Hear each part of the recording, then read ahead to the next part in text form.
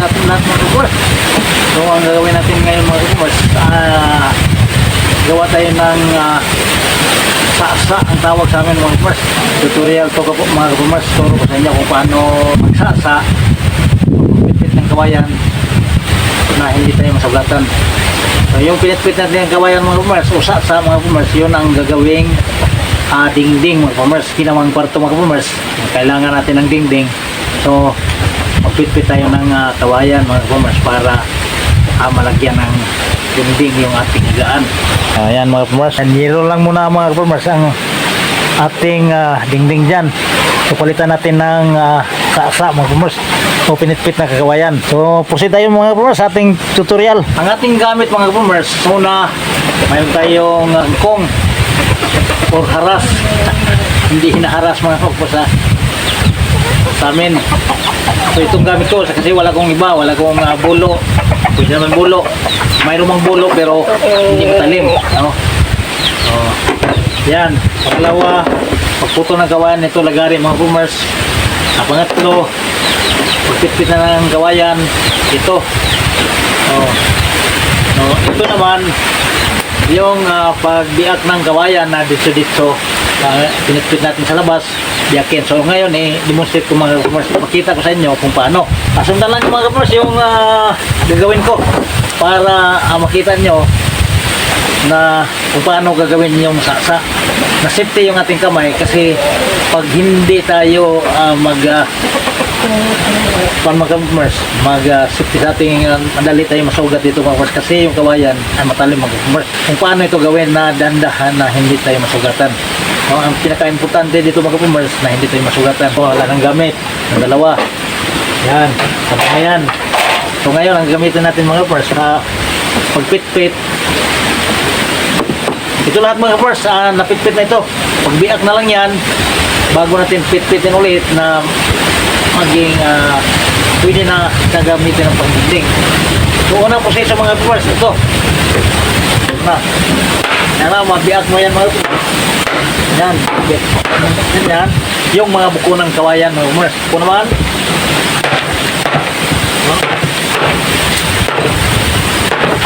yung pagpalo mo mga kapers, nakaano sa kanyang grano ng kawayan, hindi balagbag magpapala sa pagpalo mo para kusa siyang bibiak mga kapers, kusa siyang bubuka. Mayroon ba ganun? Bubuka ang bulasat. Okay, matalas-talas mga kapers. Purpose ito mga kapers para lang pag biyak mo na bubuka na siya mga kapers. So ngayon mga kapers, tingnan natin yung biak na mahaba. Yung mahaba na biak, yun ay ipapatuloy natin hanggang doon sa dulo. Kitin mo yan, ipaditso mo dito na dulo.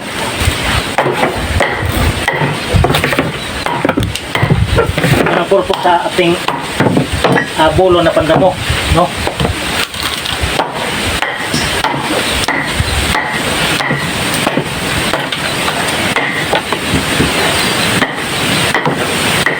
So dito na yan mga kapers.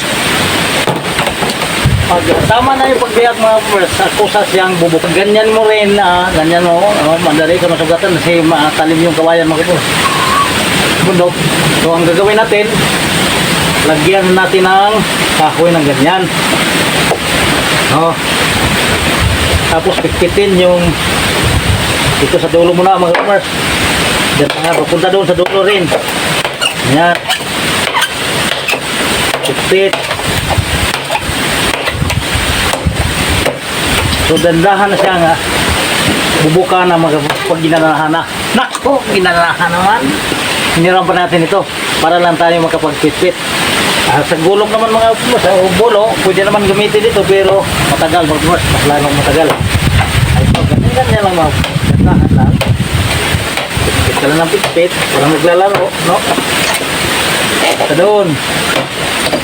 Kasi hindi yan maghihiwalay mga kapers. Ang importante hindi yan maghihiwalay pag mapitpit na yan. So ang video na ito mga kapers, sa lahat ng gustong matuto sa inyo to, yung marunong na dyan mga kapers, Kung mayroon kayong magandang idea na idagdag dito, kung magdagdag kayo mga kapamars, huwag kayong huwag nyo sabihin na hindi yan. Idagdag nyo, mag-comment kayo mga kapamars para may dagdag sa nalalaman ko, no? Para may turo natin doon sa gusto matuto na tama. Kasi yung sa akin ngayon dito, yung nalalaman ko lang mga kapamars, yung aking idea mga kapamars, ha? So ang importante na hindi tayo masugatan mga kapamars. Okay?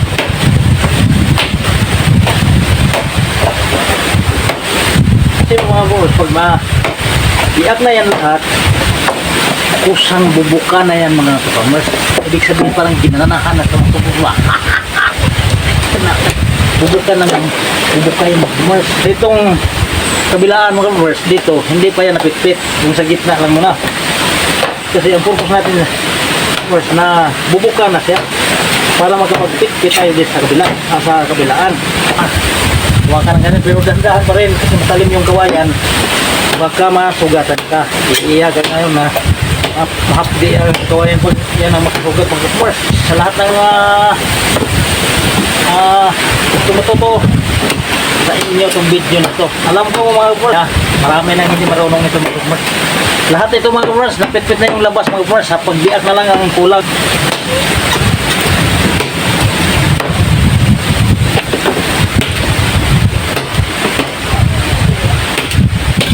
O diba mga kapamars, kusa siyang bubuka pag napitpit na natin siya, nagayat na yung ganun ba't?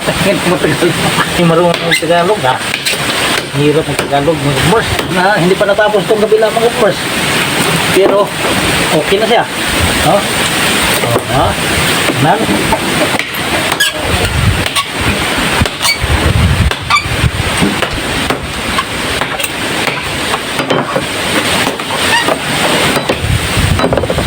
pagkantan mo mga kapamars o paggayag mo mga kapamars, kailangan na hindi magbalagbag ayon sa kanyang grano ng kawayan.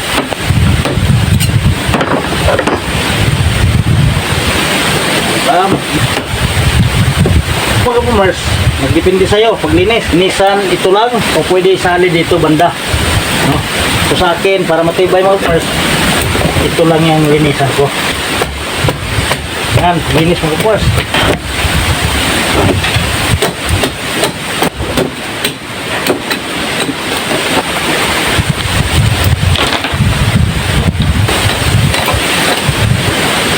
Yan lang mga kapamars, paglinis.